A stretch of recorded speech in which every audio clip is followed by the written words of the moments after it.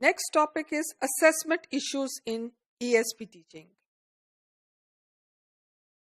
Before we discuss assessment specifically related to ESP context, let's try to figure out what we mean by monitoring and assessment, because it's a very important part of any curriculum. Monitoring and assessment rest on two aspects. One is ongoing need and environment analysis.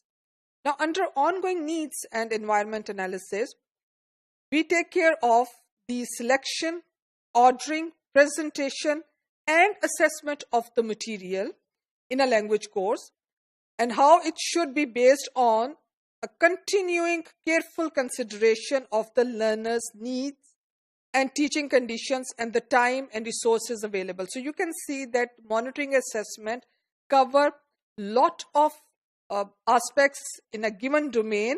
It's the selection, ordering, presentation, and assessment of a particular type of material, and also the ongoing consideration with regard to the learner's need, the teaching environment, conditions, and the resources available.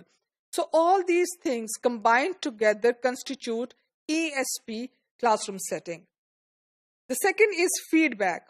Learners' feedback or teachers' feedback, both.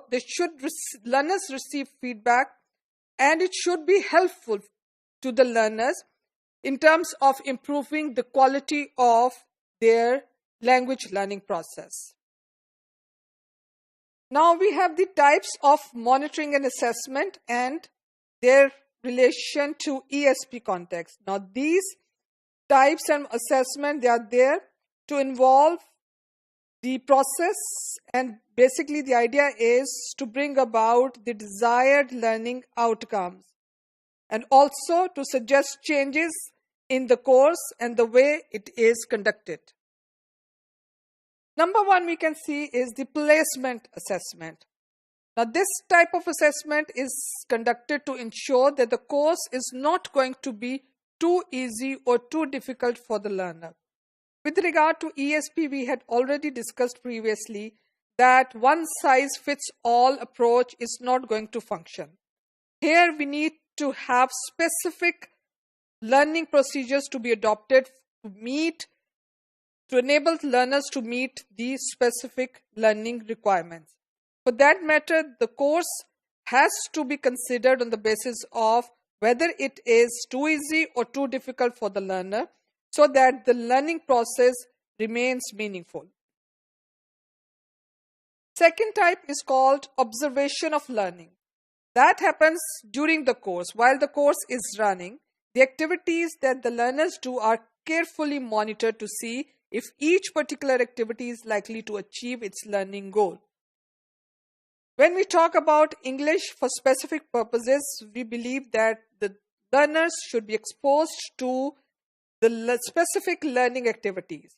Now, this observation of learning is something which is conducted during the course procedure, and the idea is to assess what particular activity is enabling students to achieve their learning goals.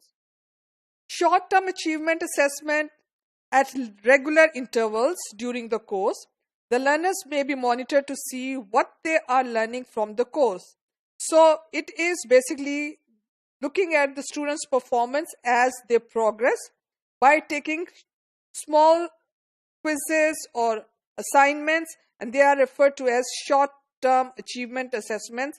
It provides the feedback on the part of students' progress and performance throughout the course. Diagnostic assessment. The aim of diagnostic assessment is to find the gaps and weaknesses.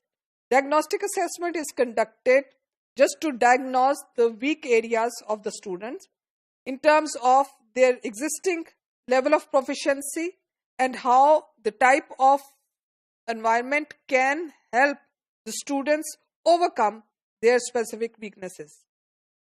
Then we have achievement assessment. That is something which usually takes place at the end of the course for the purpose of examining the effectiveness of course as much as testing the learners. So assessment which is done at the end of the course is not only specific to learners' learning outcome, but also how a particular course has been completed or has been conducted successfully.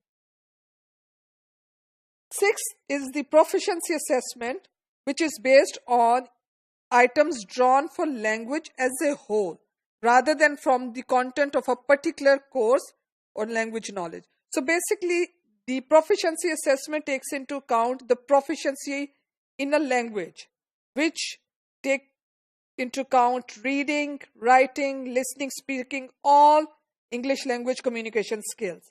So proficiency assessment enables teachers to have the clear understanding of the level of proficiency overall proficiency the learner has. 3 qualities of specific purpose language for ESP tests include: language use varies with context. So the use of the language, it varies context to context. This is number 1. Second is specific purpose language is precise. So in ESP context, the use of language is very precise. And the third is that there is an interaction between specific purpose language and specific purpose background knowledge. So there is an interaction with the specific purpose language, the kind of specific language that needs to be used, and the specific purpose background, that is the background knowledge that has to be integrated or has to become a part of that interaction. The differentiation between LSP testing and LGP, that language for specific purposes and language for general purposes testing, refer to number 1 is system linguistic rationale. That is LSP, which is language for specific purposes, and general purpose tests differ in lexical, semantic, syntactic, and phonological characteristics. So they both, which is language for general purposes and language for specific purposes test, they differ in terms of system linguistic rationale. And what is system linguistic rationale? It is based on lexical, which is vocabulary, meanings, semantics, syntactic, sentence structure, and phonological characteristics. And also an educational cognitive rationale, and that is different language abilities for language performance in particular context. Different language abilities. Learners are to demonstrate different language abilities based on their cognitive and educational background in a particular context. Now we will discuss number of views as given by researchers on ESP testing. According to Douglas, 2 main aspects to distinguish LSP testing from general purpose testing is the authenticity of task and interaction between language knowledge and specific purpose content knowledge. Authenticity of the task in which the learners are involved and the interaction about the language knowledge and the specific purpose content knowledge. So there has to be an interaction, and that interaction should be based on the authenticity of task. Second view is about LSP tests are more likely to be used with adults or learners who have already acquired basic knowledge of language system. So LSP tests are more useful or more appropriate for adults because they already have the knowledge of language system that can be used effectively in the LSP tests. 2 practical arguments for LSP testing is LSP tests make the goals, methods, and outcome of assessment more transparent and hence more convincing to end user because they look at the authentic situation, the authentic tasks are involved, and therefore their assessment is more convincing. And the second is LSP tests are more likely to generate teaching activity which is seen by learners as relevant since it targets the real life situation. Therefore, learners feel that this teaching activity is more relevant to their needs.